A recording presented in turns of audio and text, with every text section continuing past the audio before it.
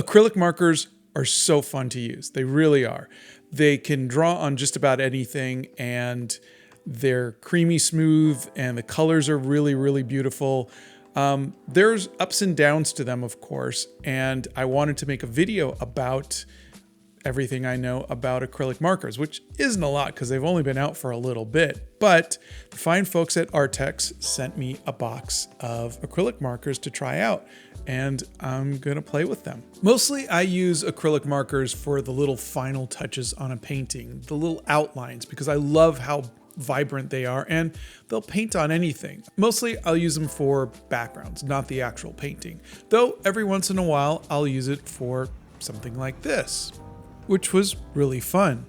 But today I'm gonna explore everything I could think of that we can do with these Arrtx markers.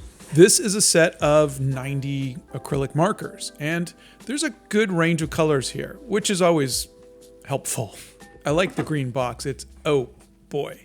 We're gonna have to organize these really bad. I don't know if it's a manufacturing problem or if it's laziness or whatever, but I have never seen a company ever put their colors in some sort of order. I mean, they have numbers on them, so I don't even know what the numbers correlate to. Like, why do you have numbers if I've put these in numerical order and it never works. Okay, pet peeve over. This is the Arrtx marker. There's no push, it's not the sim tap, and you don't have to shake it either. There's just paint right from the beginning, which is really good. You see that? Right out of the box, and it's juicy and it's wet, and there's a lot of acrylic paint there. I'm just gonna blow dry this really quick because you don't wanna go wet on wet, because then you get the color from the previous acrylic marker onto the new acrylic marker, and that's not good. Okay, it's dry. So the best thing about acrylic markers are that they are opaque. You can just go one right on top of the other. Now, the lighter colors are still not 100% opaque because you could see a little bit of the blue underneath it, but if you do a second layer, it usually works. Okay, side note, the fine folks at Arrtx wanted me to let you know that the reason why there was so much paint on that paper was because I was using a heavy hand, which I do. Also, you don't have to use a blow dryer. They have a quick drying formula that works really well. This is gonna work to my advantage later on, my heavy hand and the blow dryer later on, but I just wanted to let you know that that is not a feature with a lot of paint coming out. That was all me. Now, Arrtx sent me these eggs. They wanted me to color these eggs. And I know that there's a lot of creators who like to color things, and that's what these acrylic markers are fantastic for, but coloring eggs just isn't my thing.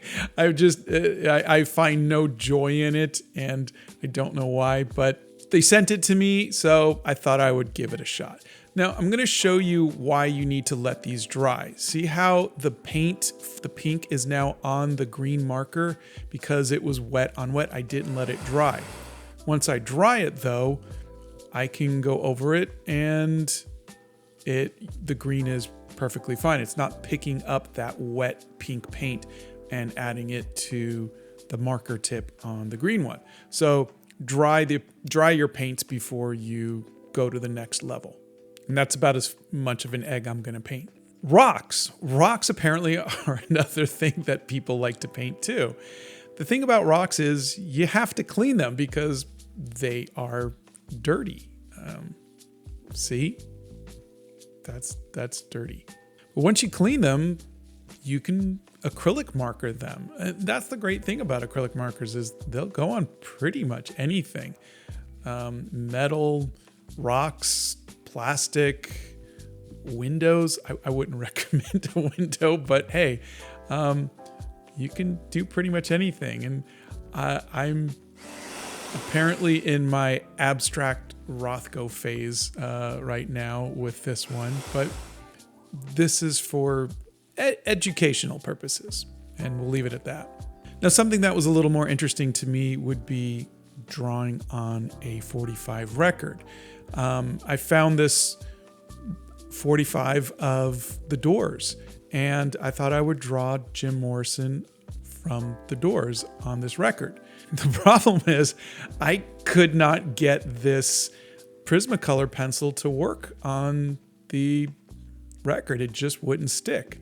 So I'm going to try drawing with an Arrtx acrylic marker. I've never done this before, and it is very scary to just draw directly with an acrylic marker, but I'm going to do the best I can, and the worst that can happen is I can fail miserably, which I'm quite used to.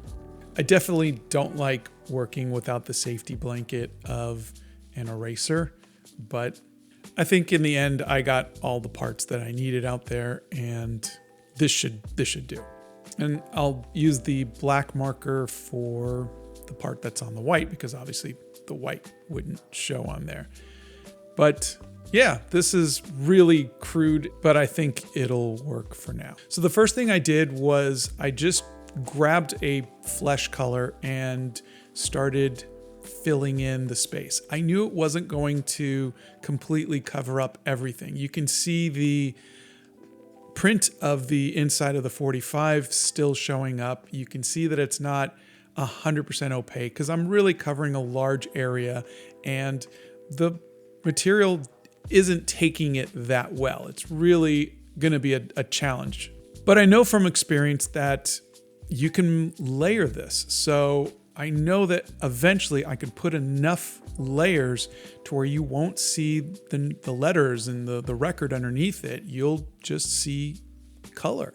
So I'm just right now just throwing color after color after color until I have nothing but acrylic paint on the record, and you're not seeing the print on the paper or the black from the record. So it's just throwing everything at it, drying it, throwing another layer, drying it. And you'll see, I'm gonna throw a little bit of blue because genuinely men will have shaved their beards, and there's always this color blue there. And so I like to add blue, even though I know I'm gonna color it later. A little bit of the blue will show up.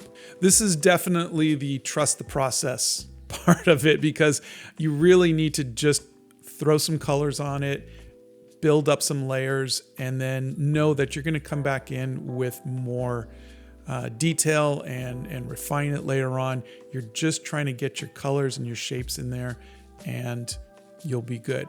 Now, the one thing I noticed is that I couldn't find a brown that was really dark enough, no matter what I did. So, and I'll touch on this later, but there's an issue with values, and I'll talk about it a little later. But you'll see I'll keep coming back with the black marker because it helps me define my shapes, and I know I can go over the black later on. So that's, again, another positive. But you can see with this layer, we're starting to really lose the print. You can't really see the print anymore. You can't see the lettering on the inside of the 45. You can't see the grooves of the record anymore. So that's pretty cool. So back to values. If you look, I'm trying to get some darker colors into the eyes, but the grays only go to so dark.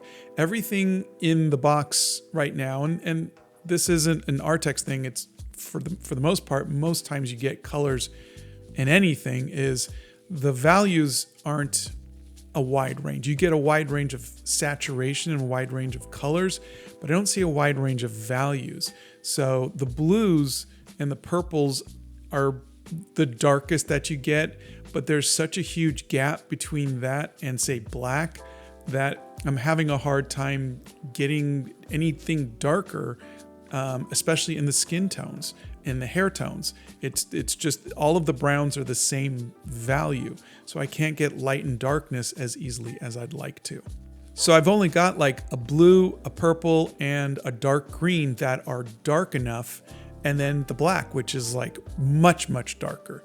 So I keep going back to the black to try to fill in some lines and some space, but I'd really like to find a way to get these colors darker, to get more value, because I need light and shadow. And there's enough light colors, there is not enough dark colors, which is totally fine if you're painting eggs or rocks, but if you're trying to do a portrait, you need values. And you can see I'm really struggling here. I'm trying to crisscross, I'm trying to do cross hatching, and nothing is working. I have no choice to keep coming back to the blues, the purples, and the greens because those are the darkest colors other than the black, which is an extreme dark. And I don't mind it because it gives it a pop art kind of look. But it wasn't until this moment right here that I realized, wait a second, I could use that flaw that I mentioned earlier where you don't want to let your colors be wet because it'll get on the other marker. I could use that flaw, if you want to call it, and let the colors mix, let the colors get on the other tip and let them blend. And so now I'm realizing, oh, I can kind of do a little bit of a Seurat type of pointillism and get colors to blend. Now it doesn't solve my value problem at this point, but it's letting me get some more value range by adding different colors, and it's kind of nice. So this is me learning a new technique while I'm figuring stuff out. Now the downside obviously is that I will probably be ruining the tips of the lighter acrylic markers. I would be going back at a later date to grab a pink and there's blue on it. And I don't know if the blue will dry or whatever, but I'm definitely mixing the paint on the tips of these acrylic markers. But for this piece, I'm giving it a shot. I'm seeing what I could do, and I like it. I think this is kind of a nice look for it. The thing about using new mediums that you're just not familiar with is sometimes you have to just play around until you find something that works. And not all the time will it work. You're going to have mediums that just don't work for you. But I think give it a little bit of time and try to think outside of the box, and you might find something that is unique, that just helps you tell your story. So back to the values thing. I think that is my biggest issue with any marker set that I get, whether it's acrylic markers or alcohol markers from any brand, is the lack of values. I can always get a good range of colors, but I could very rarely get a good range of values. And I'd like to see a little bit more range of values. That will definitely help, especially in skin tones. Acrylic markers are a lot of fun. They really are. It's just, you need to figure out what style of art you're going to be making, what kind of art. I think the fact that you can work it on any material is the best thing about it, obviously. I love it because it's opaque and I could use it on my paintings for a graphical pop. I love it if my son asks me to paint on his helmet or a mighty Chungus for a train project. Before acrylic markers came out, I didn't have really much of an option to do these things. And now I can make illustrations, I could draw cartoons or paint on a 45 whenever I want to, because I feel better with a marker in my hand than I would a paintbrush and acrylic paints. So if you're like me, where you have a comfort zone where holding a marker or a pencil in your hand is easier than a paintbrush, acrylic markers are your thing. Oh, what do you think? It didn't come out too bad. This is what Jim Morrison looks like, by the way, in case for you young people. I guess I have to put these back now. I was really good at the beginning where I was putting them back as I was using them, but once I really started to get into the whole pointillism thing, I was just kind of going for it and just dropping pens wherever. Oh, and I know I'll get this question, so no, you can't play the record on that side because there is paint on it.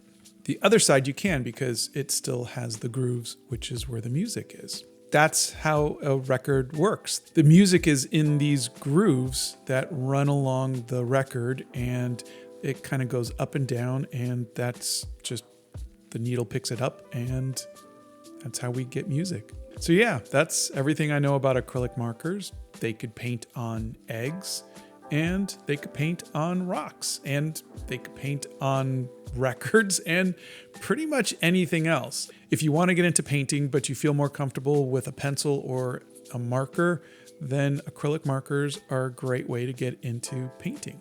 Just give it some time and figure out a technique that works for you. That was fun. Who knew? Thanks, Arrtx, for sending me your wonderful acrylic markers, and thank you all for watching this video on acrylic markers, which totally was paid by Arrtx. This is totally an ad, but I still had fun.